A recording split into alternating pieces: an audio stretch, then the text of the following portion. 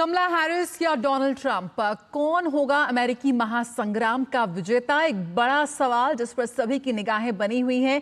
शुरुआती रुझान सामने आ रहे हैं, कई जगह चौंका रहे हैं तो कहीं जगह उम्मीद के मुताबिक यहां पर प्रदर्शन करते नजर आ रहे हैं दोनों प्रतिद्वंदी। फिलहाल आपको बता दें कि अमेरिकी राष्ट्रपति चुनाव की मतगणना जारी है और तेजी से आ रहे रुझानों में रिपब्लिकन उम्मीदवार डोनाल्ड ट्रंप को बड़ी बढ़त मिलती दिख रही है। अब तक के रुझानों में ट्रंप को 207 जबकि उनके प्रतिद्वंदी कमला हैरिस को 91 सीटों पर बढ़त है। मत प्रतिशत में भी ट्रंप बहुत आगे चल रहे हैं। उधर सबकी निगाहें 7 स्विंग स्टेट्स पर है जिनके नतीजे इन चुनावों का परिणाम तय करेंगे। अब तक के रुझानों की बात करें तो इन स्विंग स्टेट्स में से अधिकतर में ट्रंप को ही बढ़त है।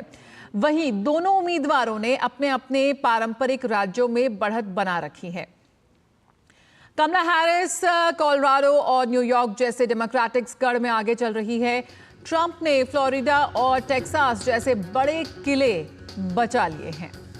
तो ये शुरुआती रुझान है, कितने बड़े झटकों में ये तब्दील हो पाते हैं देखने वाली बात होगी। फिलहाल स्विंग स्टेट्स में ट्रंप का दबदबा नजर आ रहा है और अमेरिकी चुनाव से लेकर जुड़ी हर खबर इस वक्त आप देख सकते हैं अपने टेलीविजन स्क्रीन पर। आप देख रहे हैं डीडी न्यूज़ और स्विंग स्टेट्स पर सभी की नजरें लगी हुई हैं। दोनों प्रतिद्वंदियों ने सबसे ज़्यादा जो अपना ध्यान वो इन स्विंग स्टेट्स पर ही लगाया था और उसका नतीजा कहीं ना कहीं सामने निकलता हुआ नजर आ रहा है। राष्ट्रपति पद की दौड़ में यहां पर ट्रंप को बढ़त मिलती नजर आ रही है। स्विंग स्टेट्स के बारे में कहा जाता है कि यहीं से होकर गुजरता है सीधे व्हाइट हाउस का रास्ता।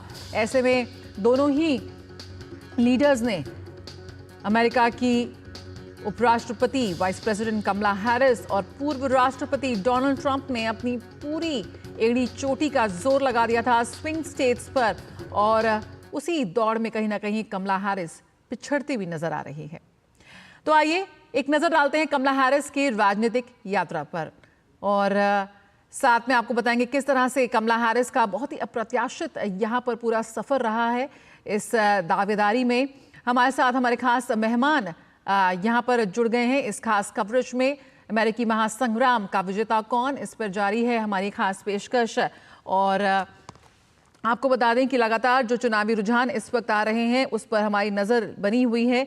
किस तरह से इस वक्त तमाम जो खबरें निकल कर आ रही है वो आपको बताएंगे। Vivek Mishra, visiting fellow ORF America and deputy director strategic studies programme ORF, इस वक्त हमारे साथ जुड़ चुके हैं। साथ ही अशोक जी जुड़ चुके हैं, फॉर्मर सीनियर डिप्लोमेट हमारे साथ। आप दोनों ही खास मेहमानों का बहुत बहुत स्वागत है। अशोक जी, सबसे पहले आपके पास जाना चाहेंगे, इस वक्त जिस तरह की कांटे की टक्कर नजर आ रही है, शुरुआत से कहा जा रहा था कि इस बार का चुनाव बेहद ऐतिहासिक है और जरा सी भी चूक हुई तो ऐसे में कोई आगे निकल सकता है। पूरे विश्व की निगाहें इस वक्त टिकी हुई हैं, लेकिन इस वक्त जो शुरुआती रुझान सामने आ रहे हैं ऐसे में ट्रंप यहां बढ़त बनाते हुए नजर आ रहे हैं। किस तरह से इन रुझानों को हमें देखना चाहिए? और अगर हम बात करें ग्राउंड जीरो पे, आपको लगता है कि शुरुआत में ही बोला जा रहा है कि जिस तरह से जो हमारे संवाददाता वहां मौजूद है कि ये अभी शुरुआती प्रोजेक्शंस है, असल में कहना अभी सही नहीं होगा? जी, बहुत शुक्रिया मुझे आमंत्रित करने के लिए। देखिए, दो बातें मैं इसमें कहना चाहूँगा। एक तो जो आपने कहा शुरुआती रुझान है तो वो है जो कि जिसे कहा जाए जो ब्लू स्टेट्स हैं और रेड स्टेट्स हैं। तो अभी तक जो हम देख रहे हैं, आपने बताया एक में जिसमें डोनाल्ड ट्रंप करीब 200 सीट से आगे चल रहे हैं और कमला हैरिस की करीब अभी आपने बताया 211 पर डोनाल्ड ट्रंप हैं। बिल्कुल, यहाँ पर आपको बता दें अशोक जी कि डोनाल्ड ट्रंप जो ताजे आंकड़े सामने आ रहे हैं 211 पर आगे चल रहे हैं और वही कमला हैरिस 145।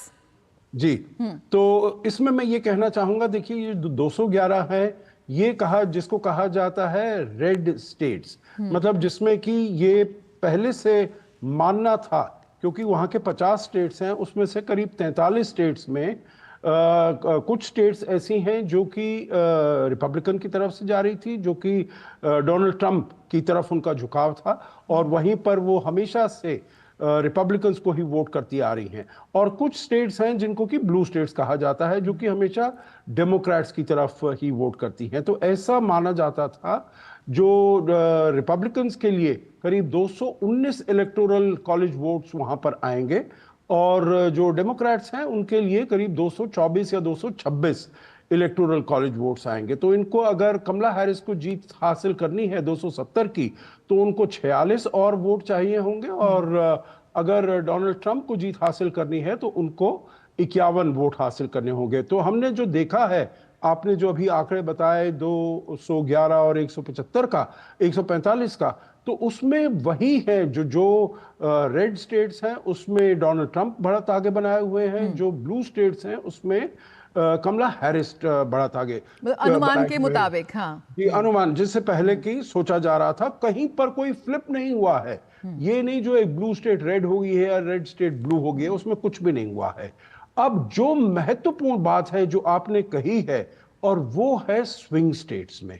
स्विंग स्टेट्स में अगर देखा जाए 93 इलेक्टोरल वोट्स हैं, और उन 93 में से जैसे मैंने बताया 46 उनको चाहिए कमला हैरिस को जीतने के लिए, 51 चाहिए डोनाल्ड ट्रंप को जीतने के लिए। परंतु अब हम देख रहे हैं, आप बता रहे हैं, जो 7 स्टेट्स जो हैं उसमें 6 में ट्रंप आगे चल रहे हैं, और अभी नेवाडा में जिसकी केवल 6 ही इलेक्टोरल वोट्स हैं, वहां पर अभी काउंटिंग शुरू नहीं हुई है। तो मतलब जो भी 6 स्विंग स्टेट्स हैं उसमें ट्रंप आगे चल रहे हैं। और अगर देखा जाए पिछली बारी 2020 में, तो राष्ट्रपति जो बाइडेन ने इन 7 में से 6 स्टेट पर वो आगे चले गए थे। केवल एक स्टेट थी नॉर्थ कैरोलिना, जिसके 16 इलेक्टोरल वोट्स हैं, जिसमें कि ट्रंप ने जीत हासिल की थी। तो अगर हम देखते हैं जो 6 स्टेट्स, क्योंकि अभी नेवाडा की तो काउंटिंग शुरू नहीं हुई है, मैंने बताया उसके तो 6 वोट्स हैं, तो इतना ज्यादा मायने भी नहीं रखता है वो। और अगर ये वाली जो 6 स्टेट्स में 5 स्टेट में वो आगे चल रहे हैं, 6 स्टेट में वो आगे चल रहे हैं, ट्रंप आगे चल रहे हैं, तो ये तो कमला हैरिस के लिए बहुत ही बड़ा चिंता का विषय है। क्योंकि ये कहा जा रहा था जो उनको वो जो ग्रेट लेक स्टेट्स या blue wall states, Pennsylvania 19 seat, Michigan 15 seat, Wisconsin 10 seat, ये वाला तो उनको लेना ही लेना है अगर वो जीत हासिल करना चाहती हैं। परंतु अगर हम देख रहे हैं जो 6 की 6 में वो आगे चल रहे हैं, तो ये चिंता का विषय है। परंतु एक बात मैं कह दूं, ये अभी अर्ली टाइम है, ये रुझान है, अभी कुछ भी अदला बदली हो सकती है। तो इसीलिए हमें इसके ऊपर काफी पैनी नजर रखनी पड़ेगी। बिल्कुल। विवेक जी हमारे साथ जुड़े हुए हैं। विवेक जी, बहुत स्वागत है आपका हमारे इस महाकवरेज में। जिस तरह से अभी शुरुआती प्रोजेक्शन सामने आ रहे हैं, यहाँ पर बढ़त मिल रही है, यही वजह है कि जो डोनाल्ड ट्रंप है लगातार ट्वीट कर रहे हैं, उनकी खुशी साफ तौर पर निकल कर आ रही है सोशल मीडिया पर। लेकिन इस वक्त जैसे नवादा में अभी काउंटिंग शुरू नहीं हुई है, इन जो स्विंग स्टेट है, ये जो अनडिसाइडेड वोटर्स हैं, जिन पर सभी की नज़र है, जिनके पास वो मादा है कि वो कुछ उलटफेर कर सकते हैं, ऐसे में अभी शुरुआती जो आकलन सामने आ रहा है उसको आप किस तरह से देखते हैं? शुरुआत में ऐसा लग रहा है कि स्विंग स्टेट्स ट्रंप के फेवर में जा रहे हैं, लेकिन वही है कि कितना आगे। जैसे पेंसिल्वेनिया में वो करीबन 3% आगे चल रहे हैं, और 65% काउंटिंग हो चुकी है, तो 35% अभी भी बाकी है काउंटिंग। तो ये देखना पड़ेगा, लेकिन आगे चल रहे हैं पेंसिल्वेनिया, और कहते हैं कि पेंसिल्वेनिया जो फ्लिप कर गए, अगर उन्होंने फ्लिप कर दिया तो वो प्रेसिडेंशियल ले जाएंगे। ऐसा नॉर्मली देखा गया है ट्रेडिशन में, क्योंकि स्विंग स्टेट्स में सबसे ज़्यादा इलेक्टोरल वोट्स हैं वहाँ पे।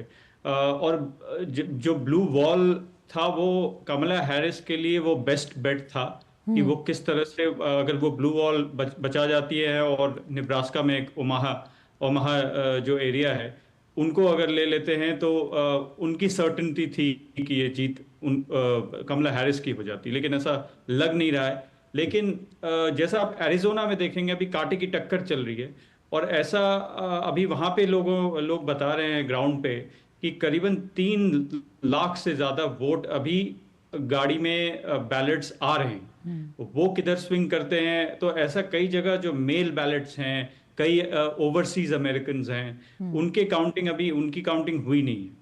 और तो इसलिए ये अभी बहुत जल्दी होगा कहना कि स्विंग स्टेट्स जो हैं पूरा स्विंग कर जाती हैं। लेकिन लास्ट टाइम से 2020 से 2024 में फर्क ये हुआ है कि काफी सारे स्विंग स्टेट्स ने अपने लॉज बदल दिए हैं, और उनमें से एक लॉ ये है कि काउंटिंग जल्दी खत्म करनी है। तो ये जो रुझान है, ये एक इंडिकेशन है कि ट्रंप के लिए एडवांटेज है। तो साफ तौर पर यहाँ पर डोनाल्ड ट्रंप एक बढ़त बनाते हुए नजर आ रहे हैं। अशोक जी हमारे साथ जुड़े हुए हैं।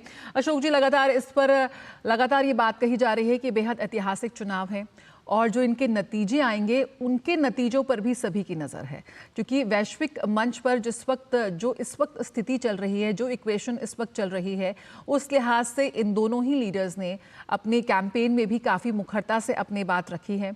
कई महत्वपूर्ण मुद्दे थे जो इस बार अमेरिकी चुनाव को काफ़ी ऐतिहासिक बनाते हैं। आप किस तरह से देखते हैं बीते चुनावों के हिसाब से इस बार जो मुद्दे रहे? अर्थव्यवस्था पर बाद में हैरानी हुई कि जो एग्जिट पोल्स आए थे कि वो इतना बड़ा मुद्दा नहीं बन पाया। बिल्कुल, आप हमारे साथ बने रहिए। यहाँ पर एक नज़र ग्राफिक्स के जरिए हम डालना चाहेंगे कि इस वक्त क्या कुछ अपडेट मिल रही है अमेरिकी चुनाव 2024 को लेकर। यहाँ पर जो अभी प्रोजेक्शन सामने आए हैं उसमें डोनाल्ड ट्रंप करीब 211 इलेक्टोरल वोट के साथ आगे चल रहे हैं। साफ तौर पर जो लाल निशान है वो बढ़ता हुआ नजर आ रहा है। कमला हैरिस 153 इलेक्टोरल वोट्स के साथ अपने जगह पर बनी हुई हैं। जो इनके ट्रेडिशनल जो इनके बैस्टन से वहीं पर साफ तौर पर बढ़त यहाँ पर नजर आ रही है। और जो स्विंग स्टेट्स हैं, जो अनडिसाइडेड वोटर्स हैं, उनको लेकर अभी भी सवाल बना हुआ है कि वो किस तरफ ऊंट अपना करवट बैठता हुआ नजर आएगा। फिलहाल यहाँ पर जो प्रोजेक्शन सामने आए हैं, साफ तौर पर पूर्व राष्ट्रपति डोनाल्ड ट्रंप को बढ़त मिली है, उनको एक खुशी का माहौल साफ तौर पर नजर आ रहा है। कमला हैरिस के लिए यहाँ पर एक झटके जैसी बात सामने आ रही है। देखते हैं उपराष्ट्रपति Kamala Harris, vice president Kamala Harris, जो पहली महिला राष्ट्रपति बनने का गौरव प्राप्त करने के हिसाब से आगे बढ़ती हुई नजर आ रही थी। शुरुआती प्रोजेक्शंस में कुछ थोड़ी उनको निराशा यहाँ पर सामने मिल रही है। अशोक जी, तमाम ऐसे मुद्दे थे जो इस बार इलेक्शन में छाए रहे और एक तरह का ध्रुवीकरण जो हमने देखा, जो कि पहले कम देखने को मिला है। उस पोलराइजेशन को ध्यान में रखते हुए कितनी बड़ी जीत हम कह सकते हैं इस बार अमेरिकी राष्ट्रपति के खाते में आने वाली है?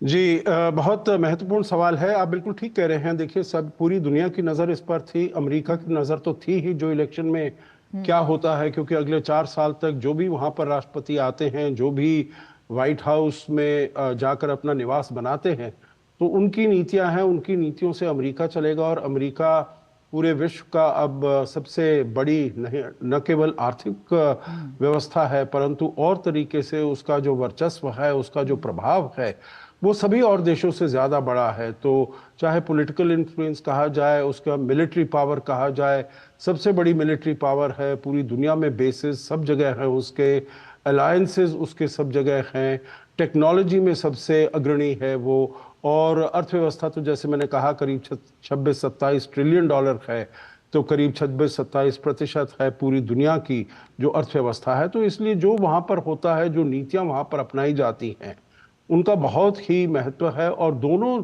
प्रत्याशियों ने अपनी नीतियाँ बताई थी जो हर मुद्दे पर वो क्या क्या करेंगे। तो जो अगर डोमेस्टिक इश्यूज पर देखा जाए, तो जैसे आपने कहा अर्थव्यवस्था, इकोनॉमी पर तो बहुत ही ज़्यादा वो ध्यान दिया गया, बहुत ही ज़्यादा फोकस किया गया। और वो हमेशा होता है और हर डेमोक्रेसी में, हर इलेक्शन में होता है। आपको याद होगा 1990 के दशक में जब बिल क्लिंटन थे, जॉर्ज H.W. बुश थे, तो उनके जब हो रहे थे इलेक्शन हो रहा था, तो उन्होंने कहा था it is the economy stupid. मतलब वो अर्थव्यवस्था के ऊपर ही सारा दारोमदार होता है, जो कैसे कोई इलेक्शन लड़ा जाता है और कैसे इलेक्शन का नतीजा आता है। तो यहाँ पर भी हम देख रहे हैं जो इकोनॉमी ने बहुत ही महत्वपूर्ण रोल अदा किया है, क्योंकि डोनाल्ड ट्रंप ये बताते रहे हैं जो इन्फ्लेशन बहुत बढ़ गया है, हाउसिंग कॉस्ट बहुत ज़्यादा हो गई है, जो उनके मॉर्टगेज प्राइसेस हैं बहुत ज़्यादा हो गए हैं, जो कॉमन गुड्स हैं, डेली नेसेसिटीज़ हैं, उनके दाम बहुत बढ़ गए हैं। तो इकोनॉमी बहुत बड़ा मुद्दा बना है, इमिग्रेशन बहुत मुद्दा बना है, और फिर जेंडर इश्यूज़ को कमला हैरिस ने, क्योंकि अभी 2 साल पहले हमने देखा वो जो रो वर्सेस वेड जजमेंट था, जो सुप्रीम कोर्ट का जजमेंट था, वो 50 साल से चल रहा था, उसको भी नकार दिया गया है। तो ये तो डोमेस्टिक मुद्दे थे, परंतु अंतर्राष्ट्रीय उस पे भी बहुत ऐसे मुद्दे थे, क्योंकि डोनाल्ड ट्रंप कहते थे जो मेरे 4 साल का कार्यकाल था, उसमें कोई जंग नहीं हुई। अमेरिका ने कोई विश्व में कोई युद्ध नहीं होने दिया।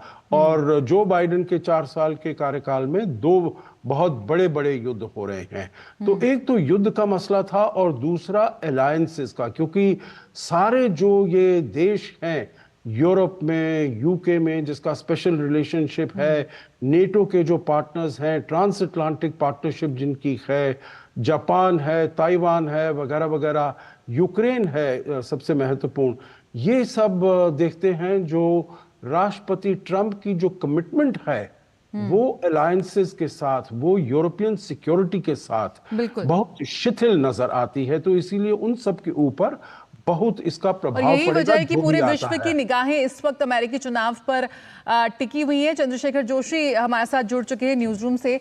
चंद्रशेखर, जिस तरह से वैश्विक परिस्थितियां इस वक्त चल रही हैं, जिस तरह का अनरेस्ट है, वो भी एक बड़ा मुद्दा यहाँ पर बना। एक आम अमेरिकन उस पर भी बहुत मुखर तरीके से अपनी राय रखी कि और डोनाल्ड ट्रंप ने भी कहा कि जिस तरह से ये जो जंग का माहौल है उसको कहीं ना कहीं हटाते हुए वो एक स्वर्णिम युग की वापसी यहाँ पर डोनाल्ड ट्रंप करते नजर आएंगे अमेरिका के लिए।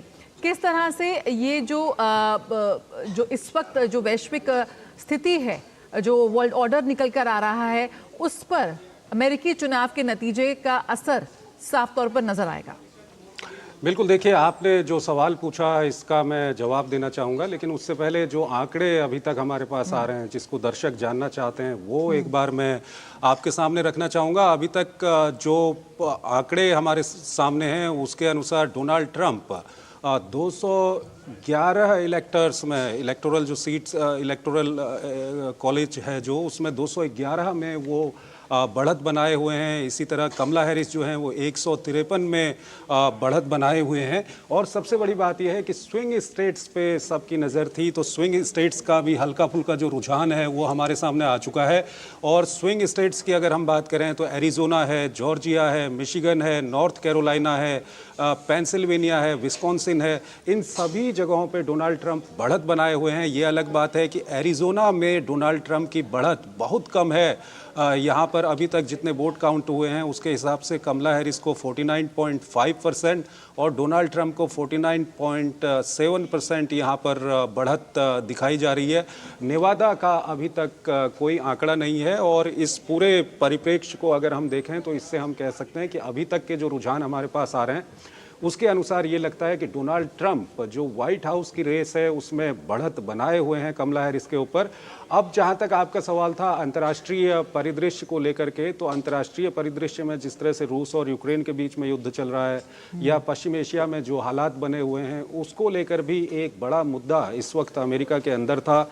अमेरिका में कई सारे लोग वॉर फटीक से जूझ रहे हैं, वो नहीं चाहते कि युद्ध लंबे समय तक खिंचे या युद्ध हो। और अगर हम रूस और यूक्रेन के युद्ध की बात करें तो वहाँ पर अमेरिका के द्वारा जो यूक्रेन को सपोर्ट किया जा रहा है, जो उसको मिलिट्री सपोर्ट दिया जा रहा है या उसके अलावा जो फाइनेंशियल पैकेजेस उसको दिए जा रहे हैं, डोनाल्ड ट्रंप ने इसको एक बड़ा मुद्दा बनाया था। एक बड़ा मुद्दा इसको डोनाल्ड ट्रंप ने बनाया था और कई सारे अमेरिकी ऐसे थे जो चाहते थे कि अमेरिका ऐसा ना करे, तो उसका भी कहीं ना कहीं एक फर्क दिख रहा है। इसी तरह वेस्ट एशिया में हमने देखा कि जब डोनाल्ड ट्रंप राष्ट्रपति थे उस वक्त एक इब्राहिम एकॉर्ड उस वक्त किया गया था और कहीं ना कहीं जो अरब अमेरिकन वोटर्स हैं अमेरिका के अंदर, वहाँ पर ये फर्क पड़ रहा है। जिस तरह से अभी इजराइल को लेकर के बाइडेन एडमिनिस्ट्रेशन का जो रुख रहा है उसका फर्क भी यहाँ पर देखा जा रहा है। और परिप्रेक्ष्य में क्या कुछ बदलाव आएगा अगर डोनाल्ड ट्रंप राष्ट्रपति बन जाते हैं, तो बहुत हद तक ये होगा कि जो यूक्रेन को जिस तरह से समर्थन कर रहा है अमेरिका, चाहे फाइनेंशियली कर रहा है या मिलिट्री जो हथियार उसको दे करके समर्थन कर रहा है, या यूरोप में एक लॉबी जो रूस के खिलाफ बनाई जा रही है, हो सकता है कि इस तरह की सहायता यूक्रेन को ना मिल पाए और इसका सीधा का सीधा फर्क कहीं ना कहीं रूस और यूक्रेन के बीच में जो युद्ध है उस पर पड़ेगा। रूस के राष्ट्रपति व्लादिमीर पुतिन के साथ बहुत हद तक डोनाल्ड ट्रंप की केमिस्ट्री जो है वो, अगर हम बाकी जो बाइडेन या कमला हैरिस की अगर बात करें तो पुतिन के साथ इनकी केमिस्ट्री थोड़ा अच्छी है, तो उसका वहां पर फर्क देखा जा सकता है। चंद्रशेखर, इस पर हम बने रहेंगे। तो मध्य पूर्व में जारी जो संघर्ष है उस पर क्या इन चुनावों का नतीजा नजर असर दिखा नजर आएगा। साथ ही भारत के नजरिए से क्या कुछ बेहतर एक समीकरण बन सकते हैं, इस पर भी हम बात करेंगे। आप सभी हमारे साथ जुड़े रहिए। यहाँ रुकेंगे एक छोटे से ब्रेक के लिए, जल्द हाजिर होते हैं डीडी न्यूज पर। ये वहाँ कवरेज जारी है। एक ऐसा तबका जो रिटायरमेंट के बारे में आज भी बिल्कुल नहीं सोचता, वो है औरतें। औरतें कमा के भी वनरेबल हैं। सो एनपीएस एक इक्वालिटी ला रहा है, हम सब एक बराबर प्लेटफॉर्म पे हैं। अपने बेहतर कल को सुनिश्चित करने के लिए एनपीएस जरूरी है।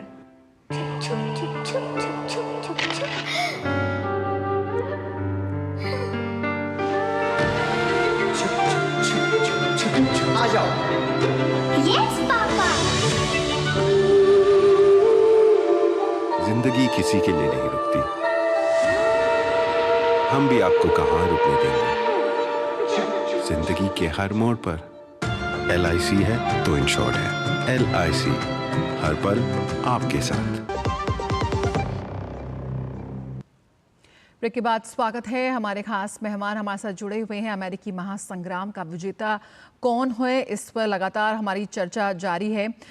विवेक जी हमारे साथ जुड़े हुए हैं। विवेक जी, जितने भी इस वक्त अंतर्राष्ट्रीय द्वंद्व चल रहे हैं, युद्ध चल रहे हैं, संकट चल रहे हैं, अमेरिका की मंशा उस मुद्दे पर क्या है?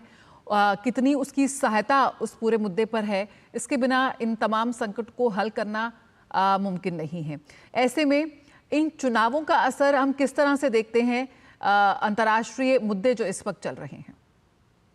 देखिए, अंतर्राष्ट्रीय मुद्दे जैसा अभी बताया कि यूक्रेन और मिडिल ईस्ट में 2 वॉर्स चल रहे हैं, ये क्रिटिकल हैं और अमेरिकन इलेक्टोरेट में ये काफ़ी अंडरप्ले हुआ है और काफ़ी इम्पॉर्टेंट इशू रहा है, क्योंकि पहली बार वोटर्स 2 वॉर से डील कर रहे थे और अमेरिका को क्या करना चाहिए इससे भी जूझ रहे थे। और इन सब के बैकग्राउंड में था कि अमेरिका ने अफगानिस्तान से अपने ट्रूप्स को विड्रॉ किया था। तो दोनों प्रेसिडेंट बाइडेन ने उसको इनिशिएट किया और प्रेसिडेंट ट्रंप ने इनिशिएट किया और प्रेसिडेंट बाइडेन ने कंप्लीट किया।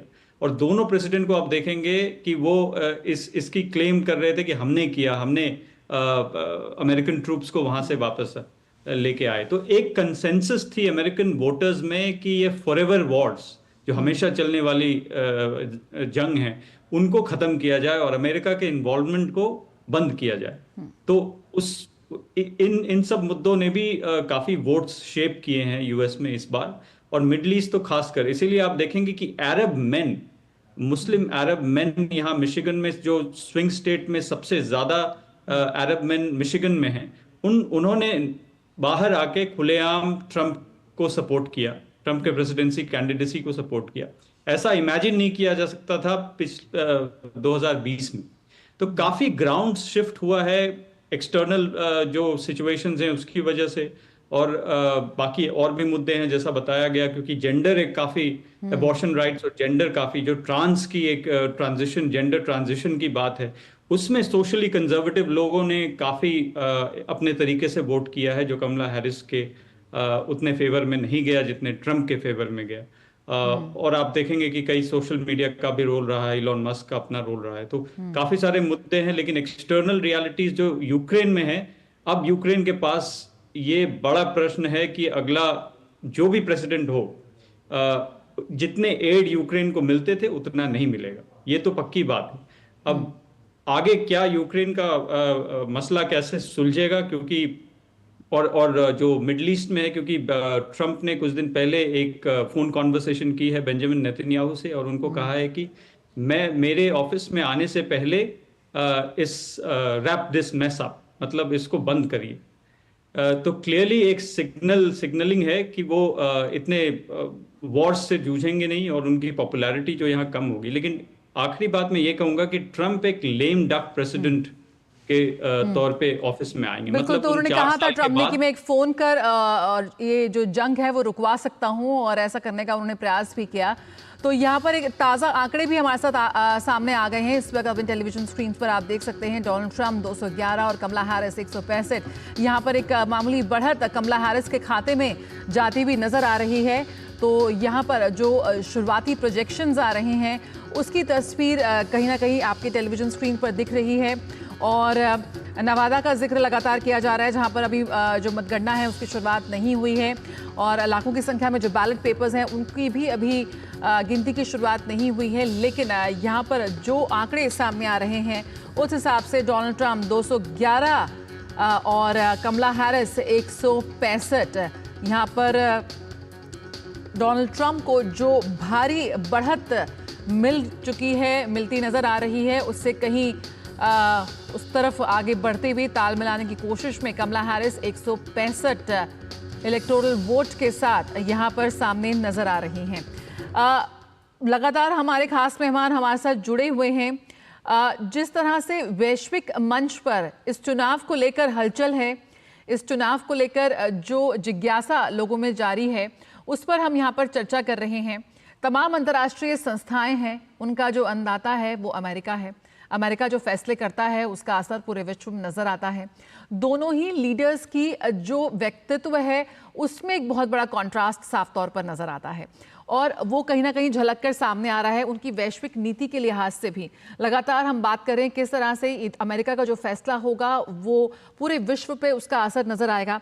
अशोक जी, आप हमारे साथ जुड़े हुए हैं, जिसका जिक्र विवेक जी ने कहा कि उन्होंने फ़ोन किया और कहा कि मैं फ़ोन करके जंग को रुकवा सकता हूं, और जिस तरह से चंद्रशेखर भी बोल रहे थे कि जो उनकी केमिस्ट्री रही है विभिन्न वैश्विक लीडर्स के साथ, डोनाल्ड ट्रंप के साथ, वो भी कहीं ना कहीं काफ़ी सुर्खियां बटोरती हुई नज़र आई। इस वक्त जो करंट सिचुएशन है उस लिहाज से आप किस तरह से देखते हुए नज़र आता है उसको?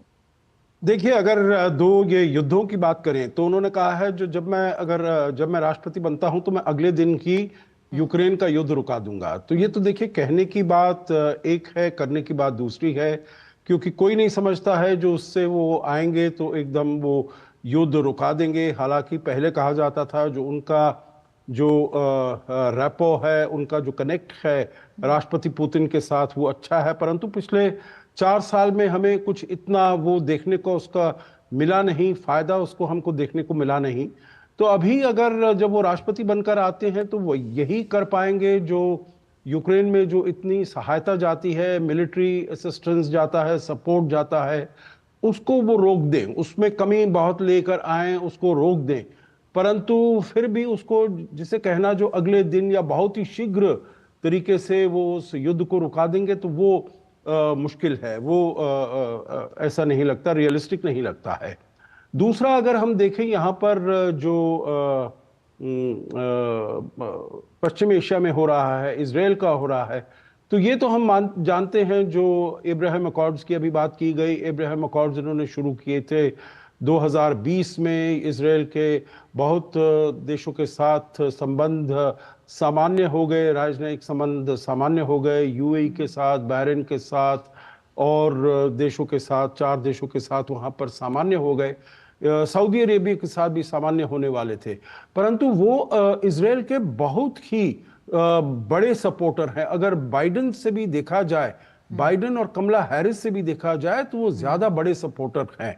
मालूम है जो उन्होंने जेरूसलम को वहाँ की राजधानी करार करने के लिए राष्ट्रपति ट्रंप ही ने ये किया था। वेस्ट बैंक में जो इजराइल का ने लैंड ऑक्यूपाई किया है उसको उन्होंने लीगैलिटी देने के लिए, लीगलाइज करने के लिए, वो भी राष्ट्रपति ट्रंप ने किया था। तो बहुत ही ज्यादा सपोर्टिव हैं और देखना होगा जो इसके ऊपर उनका क्या नजरिया रहता है। और वहां पर अगर देखते हैं पश्चिमी एशिया में, तो वहां पर देखना होगा जो ईरान का जो न्यूक्लियर प्रोग्राम है उसके बिल्कुल विरुद्ध राष्ट्रपति डोनाल्ड ट्रंप हैं। जब जो बाइडेन आए थे उन्होंने कहा था मैं फिर से जो इरानियन न्यूक्लियर डील थी, joint comprehensive plan of action, उसको मैं फिर से लागू करूंगा। प्रयास किया, नहीं हो पाया, परंतु राष्ट्रपति ट्रंप तो ऐसा कुछ करने वाले नहीं है क्योंकि उन्होंने ही वो उस JCPOA को नकारा था। और फिर अंतर्राष्ट्रीय स्तर पर हम देखें और जो ये क्लाइमेट चेंज अकॉर्ड है, पेरिस अकॉर्ड जिसको कहा जाता है, जब वो आए थे तो 2017 में सबसे पहले वो उसमें से निकल गए थे और फिर जब जो बाइडेन आए तो उन्होंने उसको ज्वाइन कर लिया। अब फिर ये आते हैं और अगर निकल जाते हैं तो मैं समझता हूं जो अंतर्राष्ट्रीय पर्यावरण को के साथ डील करने में ये बहुत ही बड़ा धक्का होगा, पूरी दुनिया के लिए बहुत बड़ा धक्का होगा। बिल्कुल। तो मैं जा सकता हूं, देखिए जो अलायंसेस हैं, जो सहयोग है, नेटो है, ट्रांस अटलांटिक पार्टनरशिप है, इन सब के ऊपर काफी बुरा आघात लगने वाला है अगर राष्ट्रपति डोनाल्ड ट्रंप आते हैं। उनके जो संबंध हैं वहां पर साउथ ईस्ट एशिया में, ईस्ट एशिया में जापान के साथ, वो इंसिस्ट करेंगे जो आप अपना 2% जीडीपी डिफेंस में आप लगाइए, क्योंकि ये हमारी जिम्मेदारी नहीं है जो आपकी सुरक्षा हम करें। तो I think we are in for some turbulent times on these partnership and these alliances also. अर्थव्यवस्था की बात कर लेते हैं और भारत के लिहाज से बात कर लेते हैं। चंद्रशेखर जोशी, आप बने हुए हैं, जिस तरह से आप उनकी केमिस्ट्री की बात कर रहे थे, तो वर्ल्ड लीडर्स के साथ अगर केमिस्ट्री की बात करें तो अगर हम इंडियन कम्युनिटी की बात करें, इंडियन अमेरिकन कम्युनिटी एक बहुत बड़ी संख्या में है और अमेरिकन इकोनॉमी को बहुत ज़्यादा कंट्रीब्यूट करती है और बहुत ही निर्णायक भूमिका में भी है जो भारतीय मूल के लोग हैं जो अमेरिका में हैं। डोनाल्ड ट्रंप और नरेंद्र मोदी, प्रधानमंत्री नरेंद्र मोदी की जो केमिस्ट्री है, वो जो स्नेह है, वो वैश्विक मंच पर हम देख चुके हैं। भारत के लिहाज से व्यापार की बात करें, किस तरह से जो नीतियां रही हैं उनके पहले टेन्योर में, वो कितना असर इस वक्त दिखाती आएंगी? अगर हम शुरुआती बढ़त की नज़र दें कि जिस तरह की ट्रंप की जो व्यापार नीति रही, कह सकते हैं एक संरक्षणवादी रही है, ऐसे में भारत के लिहाज से किस तरह से आप देखते हैं इसको? बिल्कुल, देखिए ये काफ़ी महत्वपूर्ण सवाल है। अगर भारत के लिहाज से हम बात करते हैं तो सबसे बड़ी बात, तो सबसे पहली चीज़ हमको ये समझनी होगी कि भारत इस वक्त पे काफ़ी मजबूत राष्ट्र है। भारत का राजनीतिक नेतृत्व काफ़ी मजबूत है। तो भारत के साथ संबंध अमेरिका के किस तरह के रहेंगे, ये इस पर डिपेंड करता है कि भारत की स्थिति क्या है। अंतर्राष्ट्रीय स्तर पर इस वक्त पे भारत की स्थिति काफ़ी मजबूत है। और अगर हम इतिहास में चले जाएं, चाहे डेमोक्रेट रहे हों, चाहे रिपब्लिकन रहे हों, भारत और अमेरिका के संबंध लगातार आगे बढ़ते रहे हैं। और लगातार हम ये समझते हैं कि अभी वहाँ पर व्हाइट हाउस में जो भी प्रेसिडेंट बनेंगे, या रिपब्लिकन वहाँ पर आते हैं या डेमोक्रेट वहाँ पर आते हैं, तो भारत के साथ संबंधों पर ज़्यादा असर नहीं पड़ेगा। लेकिन अब कुछ यहाँ पर महत्वपूर्ण तथ्य आते हैं जो पिछले 4 साल में हमने देखे हैं बाइडेन एडमिनिस्ट्रेशन के अंदर में। आर्टिकल 370 को रिवोक किया गया कश्मीर से, उसमें कमला हैरिस ने उस पर अपना बयान दिया था, अपनी नाखुशी उस पर जाहिर की गई थी। भारत में भ्रष्टाचार के आरोप में जो दिल्ली के मुख्यमंत्री अरविंद केजरीवाल को जेल में भेजा गया था, और पूरा भारत ये जानता है कि किस तरह का वो शराब घोटाला था और किस तरह से यहाँ पर जो भ्रष्टाचारी हैं उनके खिलाफ यहाँ पर कार्रवाई होती है। लेकिन उस पर भी जो अमेरिकी प्रशासन है, बाइडेन एडमिनिस्ट्रेशन के अंदर का जो प्रशासन है, उसने उस पर भी कमेंट किया था। तो भारत के आंतरिक मामलों पर जो बाइडेन एडमिनिस्ट्रेशन था या जो डेमोक्रेट्स का जो एडमिनिस्ट्रेशन है, वो काफ़ी कुछ कमेंट करता रहता है। चाहे यहाँ पर अल्पसंख्यकों की हम बात कर लें या दूसरे मानव अधिकारों की बात कर लें, काफ़ी कुछ कमेंट आते हैं। लेकिन डोनाल्ड ट्रंप के शासनकाल में इस तरह के कमेंट्स हमने नहीं देखे थे। और दूसरी बात यह है कि अब बात करते हैं व्यापार की। जब पिछली बार डोनाल्ड ट्रंप राष्ट्रपति थे तो हाँ, शुरुआत में जरूर व्यापार को लेकर के उनकी नीति जो है संरक्षणवादी रही है। मोस्ट फेवर्ड जो नेशन का दर्जा था वो एक मुद्दा बना था। लेकिन बाद में हमने देखा कि जिस तरह से जो केमिस्ट्री है प्राइम मिनिस्टर मोदी और डोनाल्ड ट्रंप के बीच की केमिस्ट्री, वो काफ़ी अच्छी केमिस्ट्री उभर कर सामने आई। जब प्राइम मिनिस्टर मोदी अमेरिका गए और डोनाल्ड ट्रंप के साथ उनकी मुलाकात हुई, या वो यहाँ पर आए, पीएम मोदी के साथ उनकी मुलाकात हुई, दोनों की बॉडी लैंग्वेज की हम बात करें तो काफ़ी अच्छी वो केमिस्ट्री दिखी। और इसका असर ये हुआ कि जब उनके जो शासन था उसके अंत के समय में एक फ्री ट्रेड एग्रीमेंट अमेरिका के साथ बिल्कुल तैयार कर लिया गया था, जो आगे नहीं बढ़ पाया क्योंकि उनका वहाँ पर जो शासन था वो ख़त्म हो गया। हाँ, कुछ चीज़ें ज़रूर हैं, जैसे वो आयात पे टैरिफ लगाने की बात करते हैं, एल्यूमिनियम या स्टील पे उन्होंने टैक्स लगाए थे, और भारत को कहते हैं कि सबसे ज़्यादा टैरिफ या टैक्स लगाने वाला देश है। तो इस तरह के कुछ मुद्दे ज़रूर हैं। लेकिन अगर आप मोटा मोटी देखो, भारत की राष्ट्रीय सुरक्षा की बात करो या भारत की जो स्थिति है, भारत के पड़ोसी देश हैं, चीन है, पाकिस्तान है, इन सभी मसलों को आप देखो, इंडो पैसिफिक को आप देखिए, तो उसमें कहीं ना कहीं जो ट्रंप एडमिनिस्ट्रेशन की नज़दीकी थी भारत के साथ और प्राइम मिनिस्टर मोदी के साथ, वो अच्छी बात है कि जो बाइडेन एडमिनिस्ट्रेशन के दौरान भी हमने देखा कि संबंध काफ़ी अच्छे बढ़े, दोनों नेताओं के बीच में काफ़ी अच्छे संबंध रहे। लेकिन थोड़ा सा अंतर दिखाई ज़रूर देता है। इस पर ज़्यादा प्रकाश जो हमारे अतिथि यहाँ पर मौजूद हैं वो डाल सकते हैं। बिल्कुल। विवेक जी, आपसे जानना चाहेंगे, किस लिहाज से हम देखते हैं भारत और अमेरिका के संबंध पिछले कुछ वर्षों में लगातार और मजबूत हुए हैं और प्रगाढ़ हुए हैं। विभिन्न क्षेत्रों में हमने अभूतपूर्व साझेदारी हम देख रहे हैं।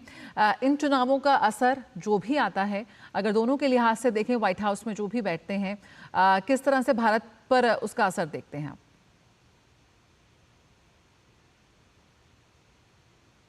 विवेक जी, आपको मेरी आवाज मिल रही है? जी जी।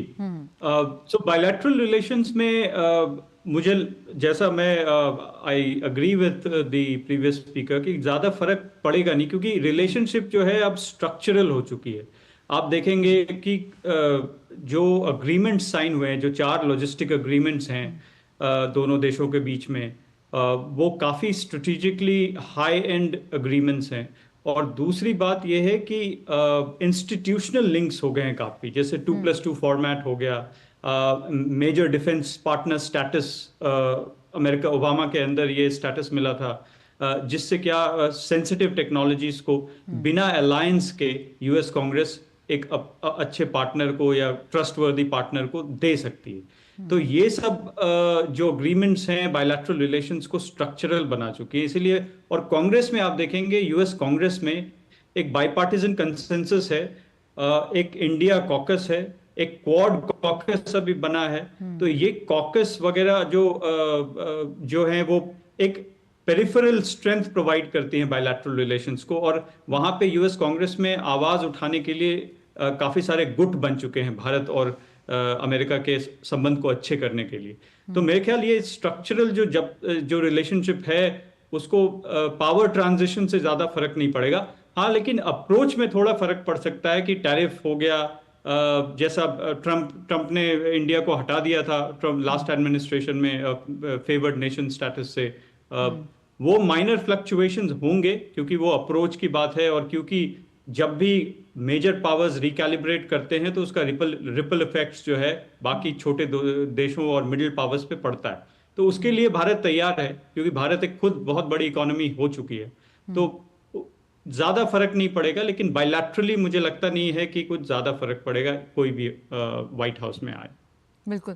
अशोक जी, इस वक्त जो ताज़ा अपडेट्स आ रहे हैं उसमें साफ तौर पर नज़र आ रहा है कि जो स्विंग स्टेट्स हैं वहाँ पर भी कहीं ना कहीं ट्रंप बाजी मारते हुए नज़र आ रहे हैं, और कह सकते हैं यही जो 7 स्विंग स्टेट्स हैं, जो 7 आप एक तरह से कह सकते हैं युद्ध क्षेत्र हैं, जिस पर जो ये दोनों ही उम्मीदवारों के लिए बेहद महत्वपूर्ण हैं। दोनों ने इन स्विंग स्टेट्स में प्रचार के लिए, उनको मनाने के लिए अपनी एड़ी चोटी का जोर लगा दिया, और यहाँ पर साफ तौर पर एरिजोना और विस्कॉन्सिन में भी ट्रंप आगे नजर आ रहे हैं। कमला हैरिस को केवल मिशिगन में थोड़ी बढ़त मिली है, बाकी जो आपके स्विंग स्टेट्स हैं वहाँ पर ट्रंप का बहुत ही शानदार प्रदर्शन इस वक्त देखने को मिल रहा है।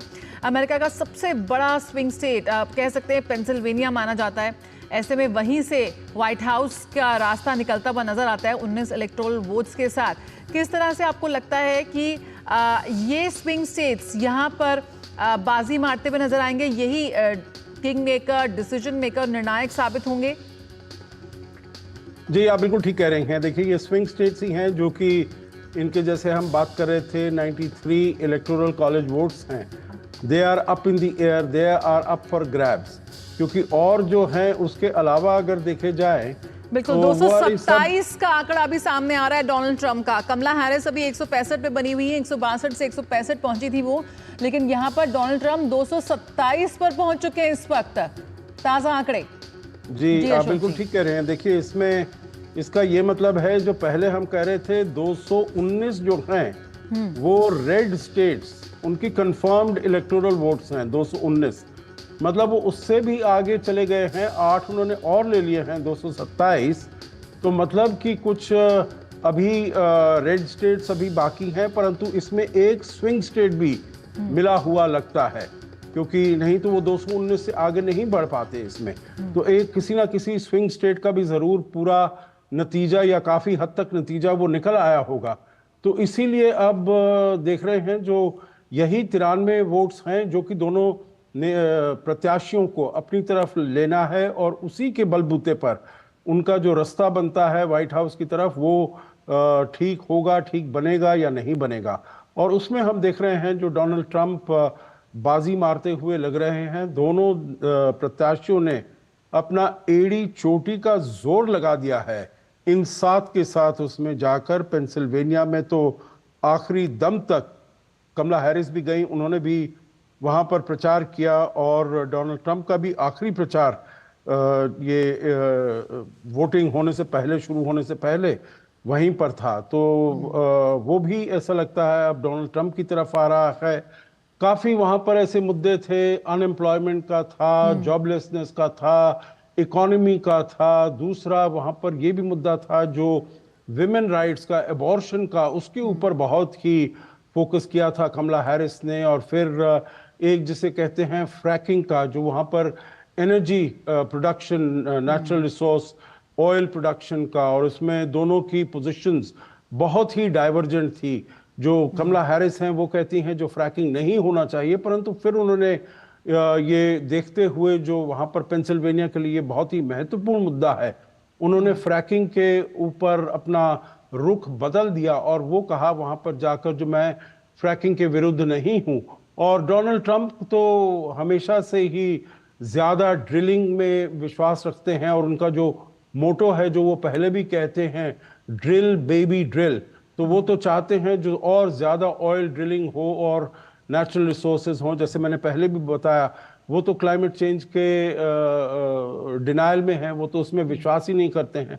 वो तो कहते हैं ये तो क्लाइमेट चेंज एक नेचुरल प्रोसेस है जो कि होता रहेगा, तो हमको उसके बारे में कुछ करने की आवश्यकता नहीं है।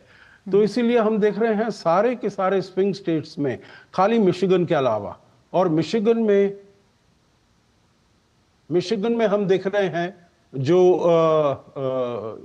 ये अरब अमेरिकन्स का बहुत वहाँ पर जोर है। अरब अमेरिकन्स वहाँ पर बहुत मात्रा में है और वही अरब अमेरिकन्स की वजह से, क्योंकि वो कमला हैरिस ने कहा जो वो अपना जो रुख है पश्चिम एशिया में जो युद्ध हो रहा है उस रुख को वो बदलेंगी। और बिल्कुल, तो जो नीतियों का जो भी नीतियां अपने साफ तौर पर उन्होंने मंच पर रखी, कहीं ना कहीं वो निकलकर सामने आ रही हैं।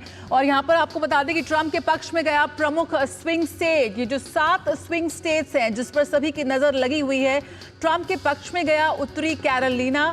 और उत्तरी कैरोलिना को लेकर लगातार सुबह से जिस तरह से जब शुरुआती प्रोजेक्शन सामने आ रहे थे, उसमें सभी की नज़र इस वक्त लगी हुई थी कि कहाँ ये जो 7 स्विंग स्टेट्स हैं, जो अनडिसाइडेड वोटर्स हैं, वो किसके पक्ष में अपना रुख साफ करेंगे। तो यहाँ पर कहीं ना कहीं साफ तौर पर डोनाल्ड ट्रंप अपनी बढ़त बनाते हुए, और 227 का आंकड़ा पहले सामने आ रहा था, इस वक्त आपको बता दें 227 इलेक्टोरल वोट के प्रोजेक्शन के साथ डोनाल्ड ट्रंप यहाँ पर आगे चल रहे हैं। और कमला हैरिस 165 इलेक्टोरल वोट के साथ कहीं ना कहीं पिछड़ती भी साफ तौर पर नजर आ रही हैं। अशोक जी हमारे साथ बने हुए हैं।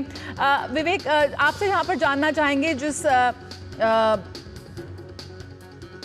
आप यहाँ पर जब हम बात कर रहे थे, जो स्विंग स्टेट्स की यहाँ पर बात कर रहे थे, पेंसिल्वेनिया को लेकर हमने बात यहाँ पर अशोक जी कह रहे थे कि इस वक्त किस तरह से पूरी एड़ी चोटी का जोर यहाँ पर लगाया पेंसिल्वेनिया पर दोनों ही उम्मीदवारों ने। और ताज़ा आंकड़ा एक बार फिर हम आपको बता दें कि यहाँ पर 230 का आंकड़ा छू लिया है। ट्रंप को भारी बढ़त यहाँ पर साफ तौर पर नजर आ रही है और काफ़ी मुखर है अमेरिकी वोटर जो है, किसके पक्ष में है, अपनी राय बहुत ही मुखरता से रखता हुआ नजर आता है। और कहीं ना कहीं जो डोनाल्ड ट्रंप की लोकप्रियता, निसंदेह डोनाल्ड ट्रंप ज़्यादा लोकप्रिय नेता के रूप में यहाँ पर उभरते हुए साफ तौर पर नजर आए, और कहीं ना कहीं वही आंकड़ों में और इन प्रोजेक्शन में साफ तौर पर नजर आ रहा है किस तरह से डोनाल्ड ट्रंप 230 के आंकड़े के साथ इस वक्त आगे चल रहे हैं और कमला हैरिस अभी 165 पर बनी हुई है।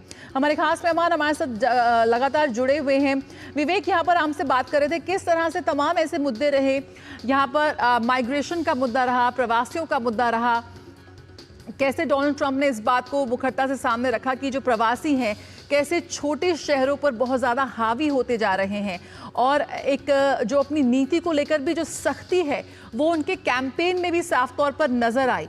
कहीं ना कहीं वो जो क्लैरिटी थी वो अब एक वोटर्स की वोटिंग जो पैटर्न सामने आया है, जो प्रोजेक्शन आया है, उसमें क्लैरिटी के रूप में सामने आ रहा है। विवेक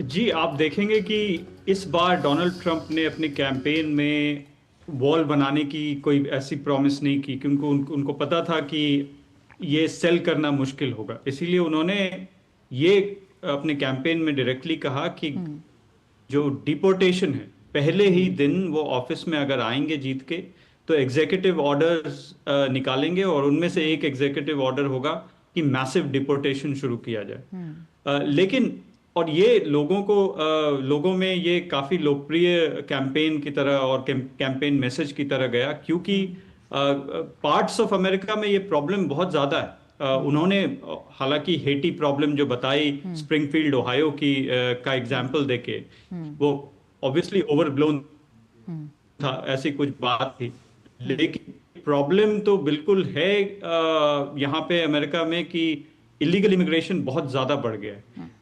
पिछले साल में 37,000 सिर्फ चाइनीज इलीगल इमिग्रेंट्स आए, जो कि पहले चाइनीज इलीगल इमिग्रेंट्स यहाँ नहीं आते थे, और वो एक मैक्सिकन सेंट्रल लैटिन अमेरिका से मेक्सिको होते हुए एक रूट बना है। वहाँ पे काफी मिडिलमैन हैं, बिचौलिए हैं। तो असाइलम यहाँ पे आके आप बस इतना क्लेम करें कि हमारे देश में हमें परसिक्यूट किया जा रहा है और आपको यहाँ असाइलम, एक घर, एक जॉब, और फिर आपको असाइलम सिस्टम के थ्रू, जिसमें काफी टाइम लगता है असाइलम सिस्टम।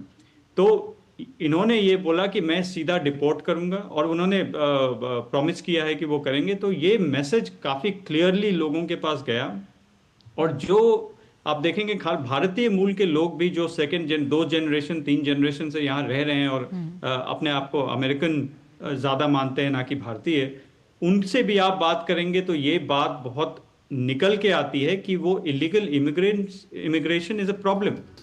आप लीगली आइए इस देश में, और ट्रंप ने अपने कैंपेन में कहा कि लीगली आइए, ये एक मेरिटोक्रेसी सोसाइटी है, मेरिटोक्रेसी में बिलीव करती है, और आप लीगली आइए तो कोई प्रॉब्लम नहीं, और आप यहाँ पे 0 से 100 पहुंच सकते हैं, ऐसी सोसाइटी है अगर आपके पास बिल्कुल जो सख्ती इमिग्रेंट्स को लेकर या माइग्रेशन के मुद्दे पर यहाँ पर ट्रंप के बयानों में साफ तौर पर निकल कर आई, कहीं ना कहीं वो इन प्रोजेक्शंस में भी साफ नजर आ रही है। 230 सीटों के साथ बहुत आगे यहाँ पर निकलते हुए नजर आ रहे हैं। डोनाल्ड ट्रंप और कमला हैरिस को 165 सीटों पर रोक दिया है फिलहाल डोनाल्ड ट्रंप ने, और उत्तरी कैरोलिना भी ट्रंप के पक्ष में जाता हुआ नजर आया यहाँ पर।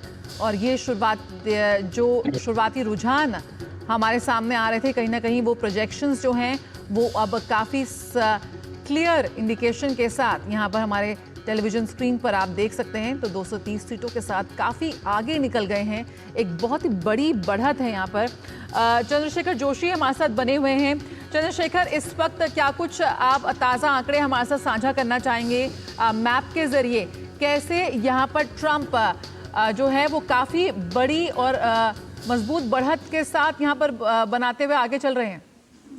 बिल्कुल, देखिए जो ताज़ा आंकड़े अभी हमारे पास आ रहे हैं उसके अनुसार 230 पे ट्रंप हैं, 165 पे कमला हैरिस हैं, और सबसे ज़्यादा जो यहाँ पर आंकड़ों में आप देखने को मिल रहा है, जो सबका फोकस था, जो राज्य डेमोक्रेट्स के गढ़ थे वहाँ पर डेमोक्रेट जीत रहे, जो रिपब्लिकन के गढ़ थे वहाँ पर रिपब्लिकन जीत रहे। लेकिन जो ये 7 स्टेट थे जिनको स्विंग स्टेट कहते हैं या जिनको बैटल ग्राउंड स्टेट कहते हैं, वहाँ के जो आंकड़े आ रहे हैं ये वाकई अब दिखा रहे हैं कि किस तरह से वहाँ पर आप एरिजोना में देखिए, जॉर्जिया में देखिए, मिशिगन, नॉर्थ कैरोलिना, तो ट्रंप ने एक तरह से वहाँ पर अब सुनिश्चित हो चुका है कि वहाँ पर ट्रंप आगे हैं। उसके अलावा पेंसिल्वेनिया है, विस्कॉन्सिन है, इस सभी जगहों पर ट्रंप आगे हैं। नेवादा की अभी तक कोई जानकारी हमारे पास नहीं है, और पूरा का पूरा अगर आप मैप देखेंगे तो ये आप मैप देखिए, ये तकरीबन अब लाल होता जा रहा है। जो राज्य डेमोक्रेट्स के पास हैं उसमें वॉशिंगटन, आपके जो कैपिटल है वॉशिंगटन है, ओरेगोन है, कैलिफोर्निया है, न्यू मैक्सिको, कोलोराडो और इलिनॉइस है, और साथ ही साथ वर्जीनिया की अगर हम बात करें, न्यूयॉर्क है, वर्मोंट है, मैसाचुसेट्स है, कनेक्टिकट है, और रोड आइलैंड है, न्यू जर्सी। तो ये वो सब राज्य हैं जहाँ पर ये ब्लू कलर आ रहा है, यानी कि यहाँ पर डेमोक्रेट्स आगे हैं। लेकिन अधिकतर जगहों पे अब हम देख रहे हैं कि यहाँ पर रिपब्लिकन आगे हैं, और जिन स्विंग स्टेट्स पे सबकी नज़र लगी हुई थी वहाँ पर भी डोनाल्ड ट्रंप आगे चल रहे हैं। और जो आंकड़े हमारे पास अभी आ रहे हैं वो 230 और 165 का आ रहा है, यानी कि डोनाल्ड ट्रंप 230 और 165 पे कमला हैरिस हैं। यहाँ पे एक महत्वपूर्ण बात यह है कि जो बाइडन डेमोक्रेट्स की तरफ से राष्ट्रपति पद के उम्मीदवार थे और बाद में उन पर दबाव भी पड़ा और उन्होंने खुद भी ये फैसला किया कि वो चुनाव नहीं लड़ेंगे, उन्होंने अपनी उम्र का हवाला दिया और उसके बाद कमला हैरिस डेमोक्रेट्स की तरफ से उम्मीदवार बनी। और सबसे बड़ी बात यह है कि डेमोक्रेट्स या कमला हैरिस इस बात में कामयाब हुए कि जब तक ये वहाँ पर पोलिंग हो रही थी तब तक एक नैरेशन बनाने में वहाँ पर कामयाब हुए कि काफ़ी कड़ी टक्कर है, काफ़ी कड़ी टक्कर है। और अधिकतर लोग ये कह भी रहे थे कि वहाँ पर काफ़ी कड़ी टक्कर है। लेकिन अब जिस तरह के नतीजे आ रहे हैं कहीं ना कहीं ये लगता है कि नैरेशन बनाने में कामयाब रहे हैं डेमोक्रेट्स वहाँ पर। हालांकि अभी ये शुरुआती रुझान है, लेकिन अब ये रुझान उतने शुरुआती भी नहीं है कि हम कहें कि आगे जाकर के कुछ बड़ा बदलाव इसमें हो सकता है। तो कहीं ना कहीं डोनाल्ड ट्रंप जो व्हाइट हाउस की रेस है, अगला यूएस प्रेसिडेंट बनने की रेस है, उसमें अब काफ़ी आगे बढ़ चुके हैं। बिल्कुल। अशोक जी हमारे साथ बने हुए हैं। अशोक जी, यहाँ पर अर्थव्यवस्था, महंगाई एक बड़ा मुद्दा बनकर उभरी अमेरिकी चुनाव में, लेकिन इन सब चीज़ों से परे कहीं ना कहीं भावनात्मक मुद्दे भी चुनाव का जो नतीजा है वो तय करते नजर आते हैं और उन भावनात्मक मुद्दों को इस बार भी बड़ा उछाला गया अमेरिकी चुनाव में। यहाँ पर बात हो अप्रवासियों पर सख्ती की या फिर बात हो अबॉर्शन लॉज की, किस तरह से देखते हैं कि इन तमाम चीज़ों के बीच जिस तरह की बढ़त इस वक्त हम देख रहे हैं, जो बात जिस तरह से चंद्रशेखर ने कहा कि कांटे की टक्कर और एक भी चूक और एक बैटल ग्राउंड की तरह इस पूरे चुनाव को प्रोजेक्ट किया गया, कहीं ना कहीं जो बढ़त लेकर ट्रंप आगे आए हैं तो ये उस कांटे की टक्कर का जो इल्यूजन बनाया गया उसको धुंधलाता हुआ नजर आता है। जी आप बिल्कुल ठीक कह रहे हैं, परंतु देखिए दो चीजें इसमें और भी हैं। एक तो ये है जो कोई भी वहां की जो स्टेट है, अमेरिका की स्टेट है या कहीं की भी स्टेट है, होमोजीनियस स्टेट नहीं है। उनमें हर एक में अलग अलग गुट हैं, अलग अलग इंटरेस्ट हैं, अलग अलग हित हैं। जैसे हम पेंसिल्वेनिया की बात कर रहे थे या मिशिगन की बात कर रहे थे, तो ये स्विंग स्टेट्स हैं। तो यहाँ पर अगर आप जाते हैं और पूछते हैं लोगों से, तो कुछ तो लोग ये भी हैं जो कि अपना वास्तविक वो क्या करने वाले हैं वो बताते नहीं हैं। तो इसीलिए उससे भी पोलिंग में हमने देखा है, अपने यहाँ भी भारत में भी जब ये होते हैं, पोलिंग की जाती है, सर्वेज किए जाते हैं, तो उसमें मुश्किलें आ जाती हैं। तो वहां पर भी ऐसा ही होता है, काफी हद तक होता है। परंतु जिस प्रकार के आपने जैसे ये मुद्दे बताए हैं, एक अर्थव्यवस्था का, दूसरा अबॉर्शन का, तो ये तो मैं कहूंगा जो ज्यादा भावनात्मक मुद्दे नहीं, ये तो बहुत ही अधिकारों के मुद्दे हैं। अगर अबॉर्शन को देखा जाए तो महिलाओं के अधिकार जो कि उनके पास पिछले 50 साल से थे, 1970 से थे, अबॉर्शन का रो वर्सेस वेड जो जजमेंट थी उसको नकार दिया गया, उसको हटा दिया गया। तो उससे उन महिलाओं में जिसका नेतृत्व कमला हैरिस कर रही थी, बहुत ही रोष आया और वो एकदम मिलकर साथ में आई, जो हमको फिर से जो अधिकार है हमारे अपनी बॉडी पर, हम विमेन हेल्थ केयर, हमें क्या अबॉर्शन अगर जब हम चाहें हम करा सकते हैं, इसका स्टेट में कोई दखलंदाजी नहीं होनी चाहिए। अब जैसे ये रिपब्लिकन्स हैं, कंजर्वेटिव्स हैं, उनका पोजीशन है प्रो लाइफ और इनका जो पोजीशन है दैट इज प्रो चॉइस। जो हम अगर ये चाहते हैं तो हम अपने साथ कुछ भी करने को हमारे पास ये पॉसिबिलिटी होनी चाहिए। तो ये तो अधिकार के वो हैं। और भावनात्मक चीजें जो आपने बताई हैं, बिल्कुल ठीक आपने कहा। जो राष्ट्रपति डोनाल्ड ट्रंप ने, पूर्व राष्ट्रपति डोनाल्ड ट्रंप ने अपने को ये प्रोजेक्ट किया, जो उनकी बहुत मैचो इमेज है, जो वो एक बहुत ही सशक्त नेता हैं, बहुत ही जो कुछ वो करना चाहते हैं वो कर सकते हैं। और पहले का उन्होंने उनका जो ट्रैक रिकॉर्ड है उस पर से उन्होंने कहा, हालांकि जिस प्रकार का उनका रवैया था, जो वो शब्दावली का प्रयोग करते थे, उससे बहुत लोगों को नाराजगी भी हुई, परंतु उन्होंने अपने ये एक इमेज प्रोजेक्ट करने का प्रयास किया, जो वो स्ट्रॉन्ग लीडर हैं और स्ट्रॉन्गली अपने देश को, यहाँ पर जो पूरी दुनिया में उथल पुथल हो रही है उसमें अपने देश को बड़ी अच्छी तरीके से उसकी बागडोर संभाल कर आगे ले जा सकते हैं। तो मैं समझता हूं हर उस क्षेत्र में उन्होंने एक अपने बिना किसी झिझक के उन्होंने अपने जो ऑब्जेक्टिव्स थे, अपना मैंडेट था उसको उन्होंने आगे पेश करने में अब सफलता हुई है। और यही हम देख रहे हैं जो स्विंग स्टेट्स में भी उनको बहुत भारी मात्रा में सपोर्ट मिलता हुआ दिखाई दे रहा है। तो इससे उनके आगे की राह जो है वो और सीधी बनती नजर आ रही है। बिल्कुल, एक स्वर्णिम युग की वापसी का वादा यहाँ पर डोनाल्ड ट्रंप ने किया था।